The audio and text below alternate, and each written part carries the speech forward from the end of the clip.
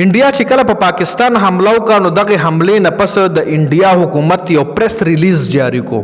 په خپل افیشل ویب سټ باندې په میډیا باندې په سوشل میډیا پلیټ فارم باندې یو پریس ریلیز د عوامو د لپاره جاری کو جی عوامو د لپاره ولې اصل کې دا ټول گیم هم د عوامو نه بیوقوف جوړول دي د انډیا حکومت چې کوم دی مودي چې کوم دی د خپل عوامو نه بیوقوف جوړي پس خبره ته جوړي په دې ویډیو کې به خبره کو او کم پریس ریلیز دغه مودي جاری کړي پاغه هم خبره کو جی مودي په پریس ریلیز کې لیکلي دي چې لکسات مخکې وای مونږ انډیا یعنی مونږ د پاکستان باندې حمله وکړه او د دې اپریشن سندور نوم ورکړو ناکامه حمله چې کدی ته اپریشن سندور نوم ورکو سندور نوم په دې ورکو ګوره چې کله په انډیا کې واده کیږي کنه نو هغه تاسو به اکثر فلمونو کې کتلی چې هغه داسې سره بورډر وي هغې له سندور ویلی شي نو هغه ښځې دې ځای کې مانګ وله وایي که خپل زبانې وي دې ځای کې وله هغه یا سور خالم والي او دلته هغه سندور وله واچوي دي نو په دغه مقبوضه کشمیر کې چې کومه واقع شوې وه نو هغې کې ښځې کونډې شوې وي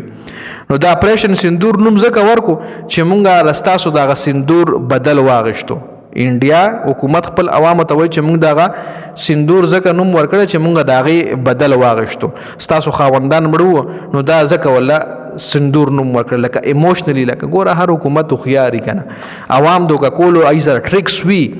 عوام انګیج ساتل پس خبره کې عوام دوکه کول یا عوامو دپاره یو څه تھرلز راوستل چې عوام په هغه خبره شي نو هغې کې هر حکومت چې کوم دی ایکسپرټ وي ښه مخکې څه وایي په دې پریس ریلیز کې وای مونږ پاکستان کې دننه هغه ځایونه وویشتل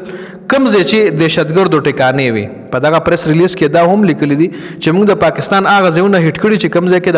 د دهشتګردو ټکانې وي موږ ډېر په فوکس حمله کړې ده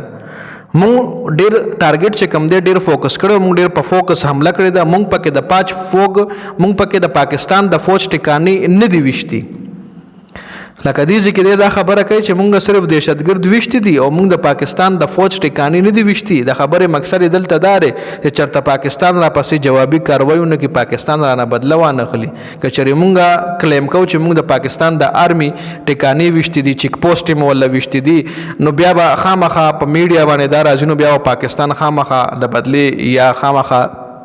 ریوینج چې کوم وي ریوینج نوم وله ویلی شي هغې دپاره به اکټیو کېږي نو دې ځای کې د په خپل پریس ریلیز کې لیکلي د خپل عوام سیټسفیکشن دپاره چې موږ په پاکستان کې هغه ځایونه ټارګټ کړي چې کوم ځای کې دهشتګرد پاتې کېدل نو توبه خدای توبه دې مودي چې کوم دی په پاکستان کې جوماتونه ټارګټ کړي دي جوماتونه ټارګټ کړي دي ولته عوام ولوي چې مونږ زمونږ عبادتګاه چې کوم دی زمونږ جوماتونه زمونږ مقدس ځایونه د ټارګټ کړي دي تاسو خپل سوچو کوي چې د پاکستان آرمي د انډیا په منډرو باندې اٹیک وکړو نو د دنیا به د مونږ حوالې سره سوي هلته نه به د سعودي عرب وزیر اعظم را پاسېدلي د دوبۍ وزیر اعظم د ټول مسلمان لکه هغه غیر مسلم خو پرېږدم دا ټول مسلمان ملکونه چې کوم دي دوی به په مونږ تنقید کوي چې دا مو زیاتی کړی دی او عبادتګاهو له به نقصان نه ورکوي یو ازادي د ریلیجیس ازادي د مذهب ازادي د مطلب هر سړی به بیا لګیا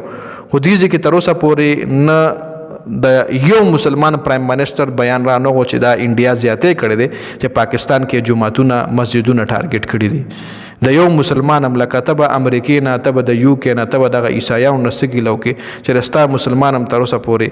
موږ سره مطلب د دې واقعې دغه ونه کړو چې دا د انډیا بد کړي دي خیر دې حوالې سره تاسو سره لرئ کمنټ لازمي وکړئ